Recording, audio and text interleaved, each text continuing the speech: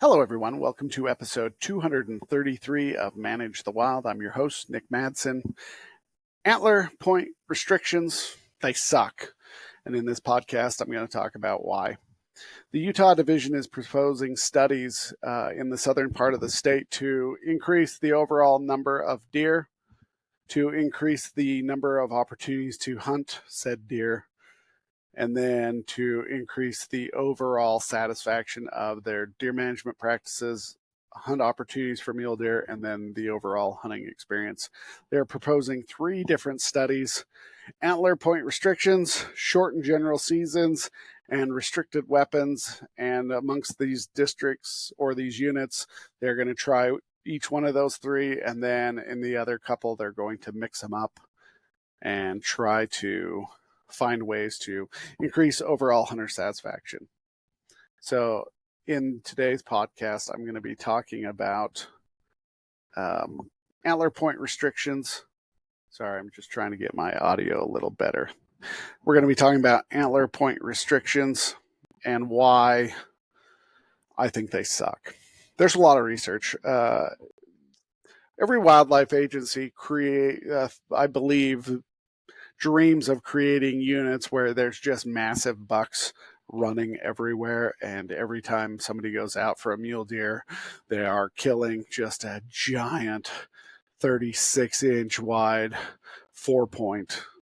And whitetails, everybody wants a 30-pointer that's grossing 280. Like, their whole goal is to find big mature deer. And with the amount of people, the amount of pressure going on, and the overall habitat destruction that all wildlife are facing, just makes this more and more challenging. Why is the Utah Division of Wildlife then proposing something like antler point restrictions for a study when other studies in the past have largely shown that they're not effective? Well, Kent Hersey, who is giving the presentation, in the very first minute of his presentation for the Utah Division of Wildlife, says, now I got to find it, that many decisions on buck harvest are based on social considerations and the desires of hunters.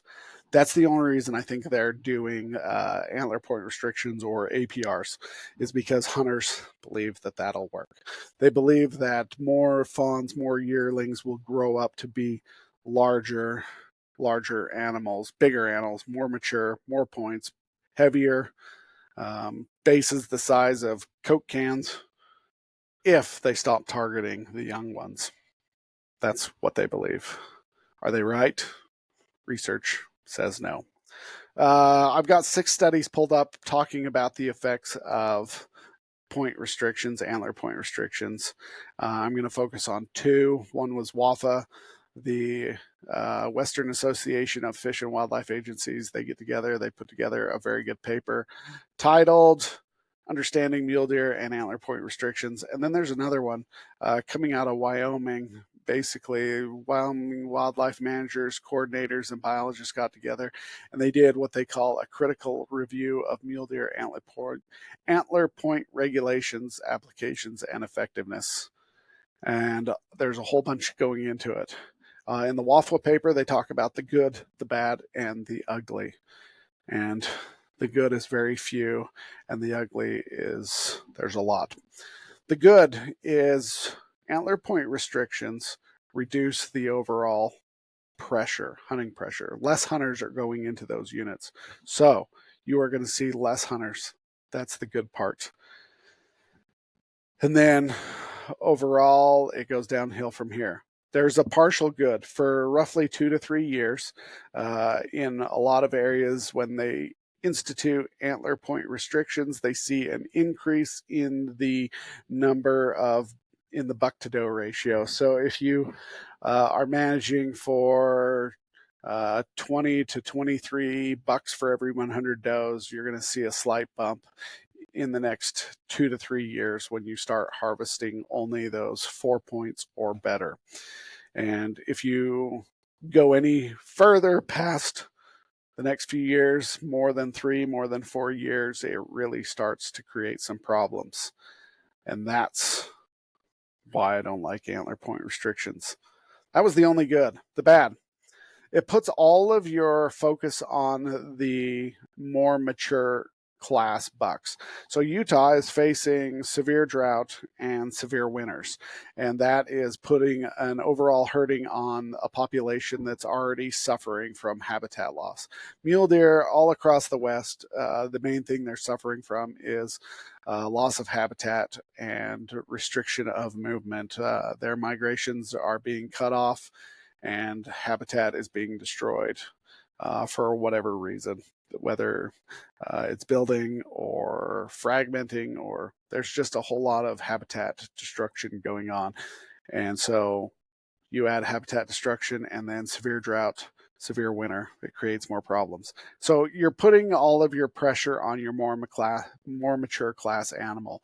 And all that pressure does is kill off that mature class. Those are the ones that are able to tolerate the severe winters, the severe droughts, and those are the ones who have figured out where the good habitat is for them. You start to target them exclusively by making it a point restriction, and so you start to lose that class.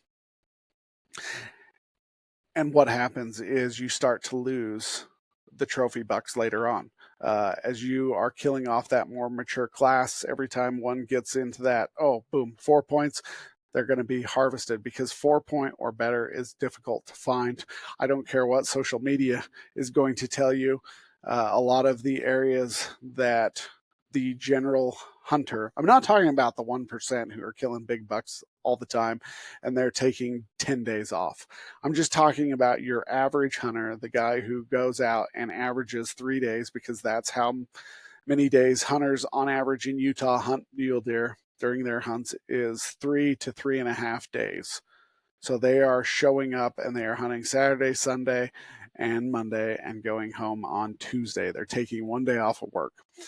And that's the amount of time that averages. Now, you've got those guys out there who are listening to the podcast going, no, it's easy for me to find a mature, wide, 5-year-old 4 points.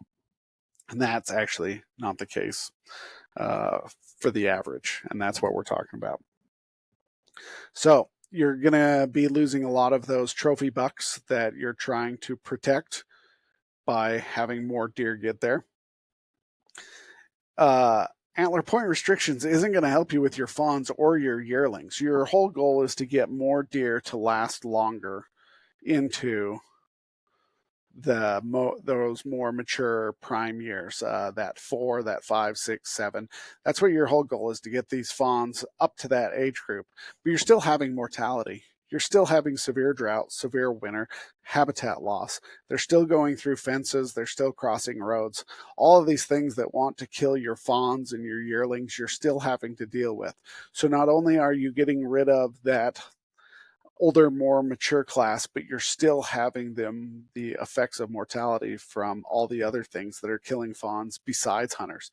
Hunters are not going out and targeting fawns. They are targeting yearlings. You're getting a lot of those spikes, those 2 points, those very small 3s that are getting targeted, and you're going to save some of those, but they still have to survive the effects of winter and drought. Here in northern Utah, the one unit lost 75% of all deer.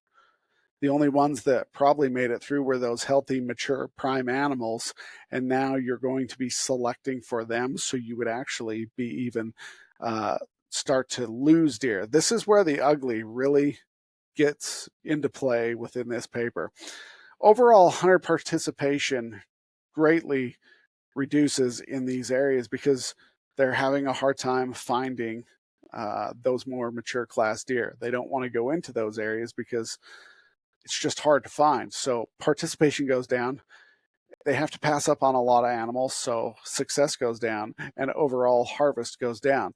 Well, the 3 tenets, there are 3 goals that they wanted to do in this study is to increase deer size or increase overall deer numbers, expand or maintain general season hunting opportunities, and increase satisfaction. Well, not only in these areas are you decreasing opportunity for them and hunting for them, because less people are going into these areas because the legal obligation is quite a burden. You're talking about an animal that's feeding at 400 yards away, and you're supposed to find an inch to an inch and a half point that may be funny. Nobody likes that legal obligation. And then it's difficult to find that mature deer. So your overall goal of increasing hunter satisfaction now goes down because people are mad about your deer management practices. People are mad about their available opportunities to hunt in these areas, and their overall hunting experience is decreased because let's say they passed up on a really good one, they watched it and watched it, they decide not to shoot it because they couldn't quite tell, somebody else kills it, and it ended up being a legal buck. They get mad. So it gets worse. You're now legally promoting what I call the social media factor, because now you're telling them they can only kill mature deer, and it's got to be 200 inches, it's got to be a 36-inch buck, and it starts to take value from those young bucks, and it just discourages hunters from going out into these units. So I don't think it's that great. There's a lot of animals that are illegally killed in these areas. One study in Utah showed that up to 35% of the deer harvested in a unit were shot illegally and then left in the field. The one that where they did the review out of Wyoming, up to 35% of the deer in the unit, the males that were killed, were illegal. That's a super high percentage. So I'm not a fan of antler point restrictions. I give kudos and praise to the Utah Division of Wildlife for doing it. They're really, I think, on this one, mostly listening to what hunters want, and hunters believe that antler point restrictions really work. Again, wildlife and in Utah, the deer management in Utah, they have 5 things that they're basing their management off. The first one is biological. They got to make sure they are taking care of these animals biologically. They have a technical way of managing them. They look at financially, legally, and then socio-politically. Biologically and legally, they are required to do certain things. They're using the technical equipment around them to be able to manage them. They're all looking at financially, how can they benefit? And if they benefit, then the wildlife will benefit from that financially. And then the main one, I think, which is the socio-political one. That's the difficult one. That's where all of your random weird decisions that don't seem to fit biologically come into play, is that socio-political one. This is where I think antler point restrictions come into play. It's more to appease hunters, but eventually hunters become very unsatisfied with it. How can you increase overall maturity of deer that doesn't use antler point restriction? How do you grow big deer? How do you grow big males? There is a couple of different ways to do it. One is still offer the same number of tags, but offer a season so short that your success rate goes down. Because success rate will go down the shorter your season is. Because people are like, well, I'm not going just for 2 days of hunting. I'm not spending $100 for 2 days. And in reality, they're spending that much for 3 days is the average here in Utah. Between 3 and 3.5 days. So there are different ways that you can do it. One, stop hunting deer. Close down a unit every other year.